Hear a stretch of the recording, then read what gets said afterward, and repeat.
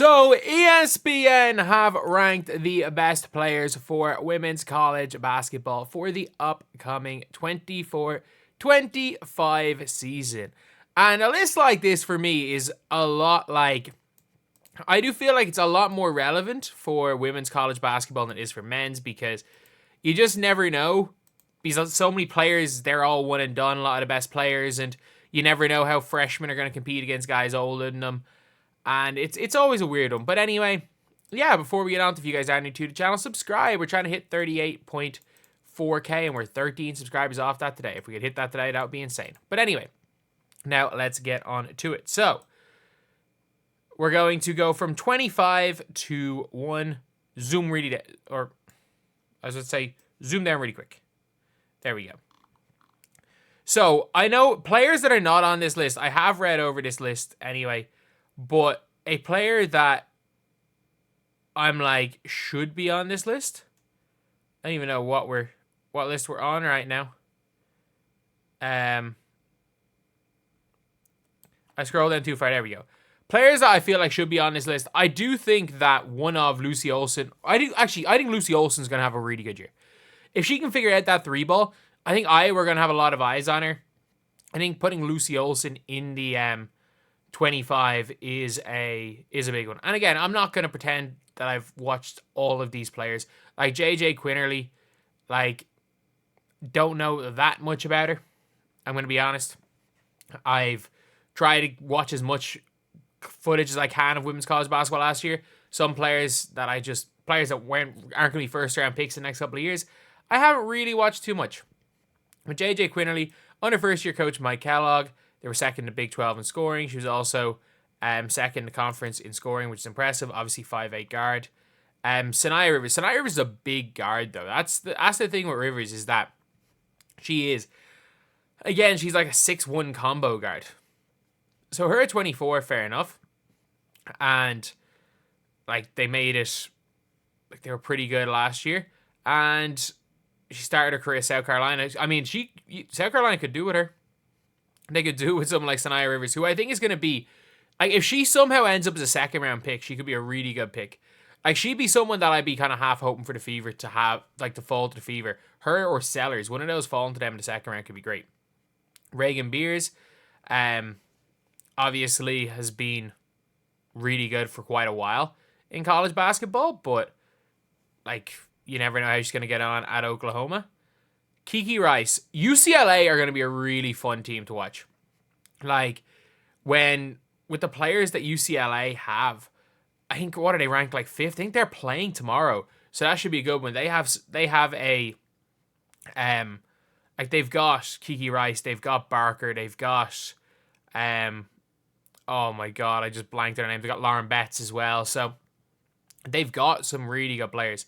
And number 2 seed in the tournament, they did lose to LSU. I was actually kind of surprised by that one, but it would be very interesting. I would be surprised if they don't at least make the Elite Eight again. Cheyenne Sellers. Sellers is one of those players where, like, she can run the one a bit. She is a 6'2" combo guard. She's somebody that, like, first round tournament loss for Maryland last year. Obviously, they would have had Angel Reese previously. Angel Reese gone. But for me, anyway, with her, I'm just kind of keeping an eye on her this season just to see how her draft stock is, because she is another player that I'm like, dude, if she's there in the second round, because she can guard, she's big, she can run the one a little bit, she can slash, she could be that really, really good, like, 1-2 backup if they lose Grace Berger in the expansion. Cheyenne Sellers could be a great pick there in the second round, especially if they lose that first round pick. She could be a great player to have in. Azia James, I know nothing about her. I'm not gonna lie, I know absolutely nothing about her. So I'm reading this. The Wolfpack were the surprise team of 23-24, mainly because James was the nation's biggest individual surprise, going from role player to one of the ACC's best. Her scoring improved from 6.8 to 16.8. She also had career highs in rebounding. Okay. And considering that she stepped up in the tournament, like, that could be a very, very interesting one. Like, it could be very interesting how she does next year. And again, in the tournament last year, literally just watched one side of the bracket. I watched the side of the bracket that had JuJu, that had Paige Bueckers, that had Caitlin Clark, that had Angel Reese, and that also had Breanna Power Cassidy playing against Caitlin Clark in the first round. So that was me. That was the only side I watched.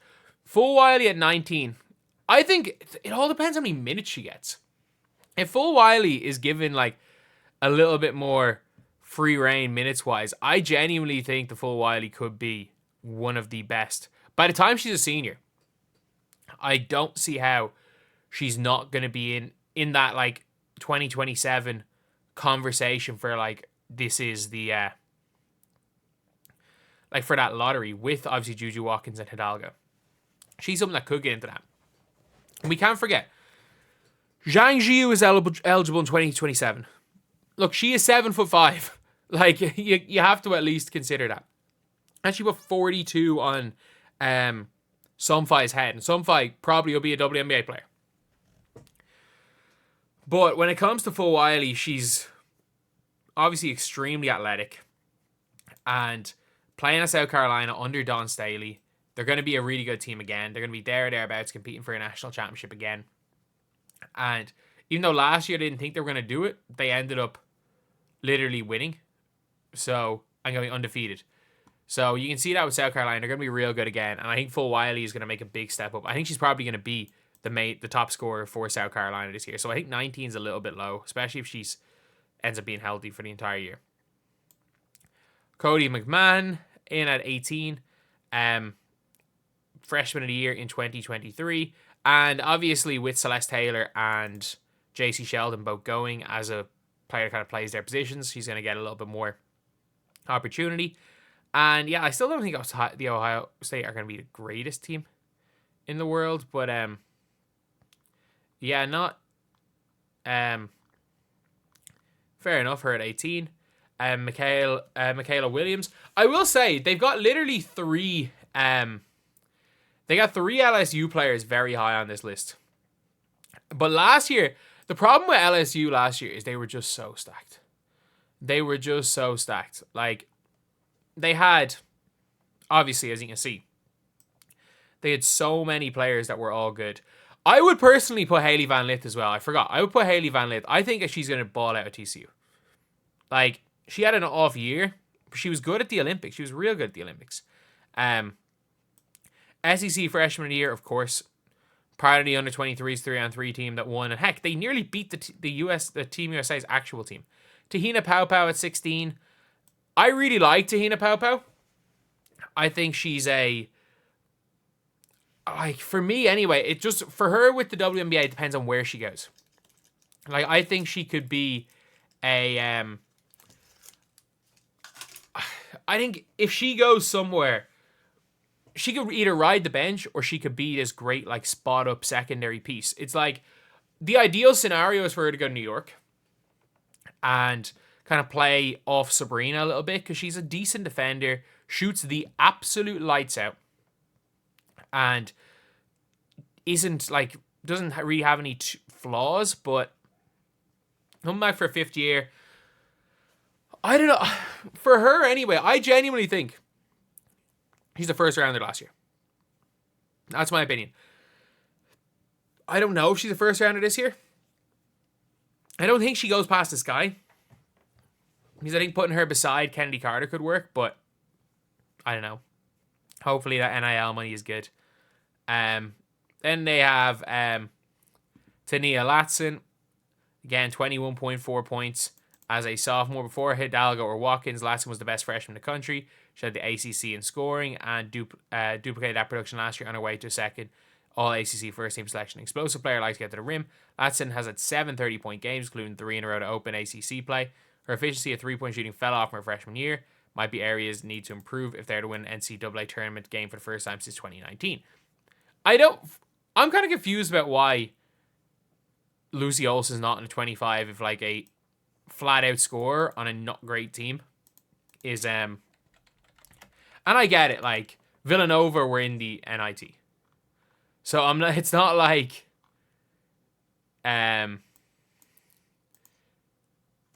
they were this absolute powerhouse. But still, like, she was an All-American honorable mention, and now she's going straight to she's gone straight to Iowa, where she's going to get a lot more coverage. Sonia Citrin at 14.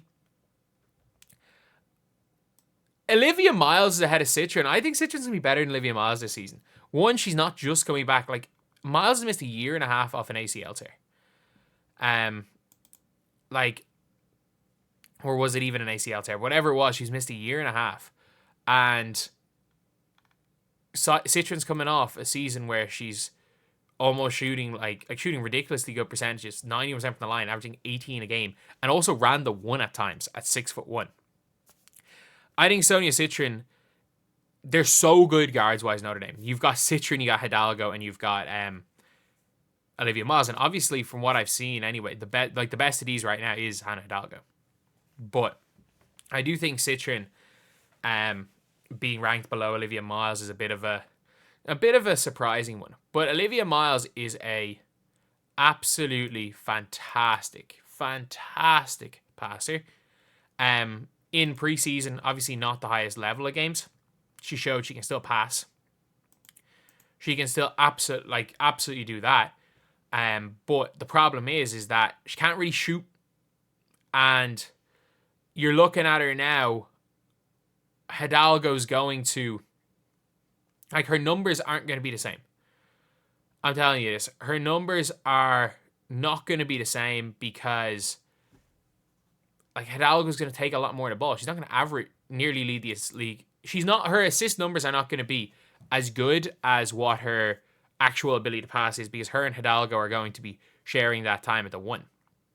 But fair enough. Then you've got Audie Crooks, obviously fantastic as a freshman for Iowa State. And Iowa State could be really, really good this year, to be fair. Like, they are going to be a decent enough team. You got Georgia Amore. Obviously, liking, what's his name, Antonio Brown's tweets aside and stuff, she can hoop. She's going to be late first, early second round pick. Good point guard. Just small. She's just really small. That is a big problem. She is just very, very small. But she's gone to Kentucky now, and it'll be interesting to see how she gets on at Kentucky. Number 10, you got Ayoka Lee. Is she not my age? She's in her 7th year of college. Like, I'm pretty sure she's older than Leonie Fibich. I'm actually pretty sure she's older than Fibich. Or at least, if not older, born the same year. But yeah, it's obviously, she is literally the 25-year-old playing as 20-year-olds. Like, she is who Cheryl Swoops thought Caitlin Clark was. She is the 25-year-old playing as 20-year-olds. Wait, that's a 7th year of college basketball. Dear Lord. She redshirted 2 seasons, then played 5 seasons of COVID. Oh my God. Rory Harmon. I think Rory Harmon's really good. The problem with Rory Harmon is, is there what's preseason rankings? 14? I don't know. The problem with Rory Harmon is she's coming off, and I wouldn't have her this high coming off an ACL tear. Like, and not only that, she's come back after 9 months from an ACL tear, which I know you can do that, but there is still that year post ACL tear, especially when you come back from it that quickly, where you're not 100%. So her at 9's a bit high. Flau'jae at 8. I'm such a big fan of Flau'jae Johnson. I am such a big fan of her. Like, I think Flau'jae, you could honestly put Flau'jae into that top 4. Like, I don't think, maybe she's not Paige, Hidalgo, JuJu, but I think you can put her up really, really high. Anissa Morrow. Anissa Morrow is going to be it's going to be interesting to see how Anissa Morrow gets on as a WNBA player, because if she can shoot the ball, she's an elite rebounder. She can score. She's got a high motor. She's a versatile defender. If she's even able to shoot the ball at a 32% rate, I'll give 32%, even if she's a bad shooter. If she becomes a bad shooter As in, like, if she even becomes a Raven Johnson level shooter. Like, Raven Johnson shoots like 10% when she's contested. But when she's got 10 feet of space when teams don't guard her, she shoots 35%. If she even becomes a Raven Johnson level shooter, she's a top 5 pick in the WNBA draft. But if she can't shoot at all, it's going to be a struggle. But either way, in college, she's still going to hoop. 6 is Lauren Betts. I mean, she's a giant. And in fairness, like, she was the 3rd top scorer when... was she the 3rd or 4th top scorer? I think when Caitlin Clark won the MVP in the World Cup a couple of years back. And, like, didn't play much as a freshman at Stanford. I mean, like, she did have... Like, Cameron Brink was on that team playing the 5, like... But, obviously, she was really good. And, like, UCLA could be exceptional. And they're going to be a fun team to watch. You got Madison Booker, again, one of the best freshman guards last year. And yeah, if Rory Harmon comes back and is good, Madison Booker could be, again, like, she can put up these similar numbers, the team could be even better. The only problem is that Madison Booker is, like, with Rory Harmon taking a little bit of the offensive role, the assist numbers might drop. Kiki Iriafen a 4. I'm not that sold on Kiki Iriafen playing with JuJu Watkins, but it'll be interesting. Like, she's freaky athletic. She finishes well. She plays with a high motor. She's a great, unbelievably good defender. It's just whether or not the jump shot can translate in any way. Like, if she can shoot at all, like, she's the obvious number 2 pick. Hidalgo at 3. Fair enough. Despite being a 5-star recruit, she surprised the basketball world with how she was a freshman. I mean, she was the best freshman in the nation, not arguably the best freshman in the nation. Like, in my opinion, best freshmen's, like, since I've started watching women's college basketball, really, like, to be fair, like, Stewie was probably better. Stewie was probably better as a freshman. Clark was probably better. Paige was probably better. As a freshman, that's all I can think of off the top of my head. Like, and maybe JuJu. But, like, she is superb. She's absolutely superb. And if JuJu Watkins is not going to go number 1, it'll be Hannah Hidalgo. The only problem is that JuJu Watkins is, like, the absolutely supreme marketer, and Hannah Hidalgo is... If Hannah Hidalgo looked like Caitlin Clark, Hannah Hidalgo would have already been probably kicked off the team. Like, she is hardcore homophobic. But either way, she's a baller. Paige at 2 is wild. Paige at 2 is absolutely wild. Playing her first full season since 2021, she reminded nations of how transcendent she is. Like, Paige Bueckers has just not missed in the first quarter and has 9 points. Like, Paige Bueckers is... I'm telling you, Paige Bueckers is absolutely exceptional.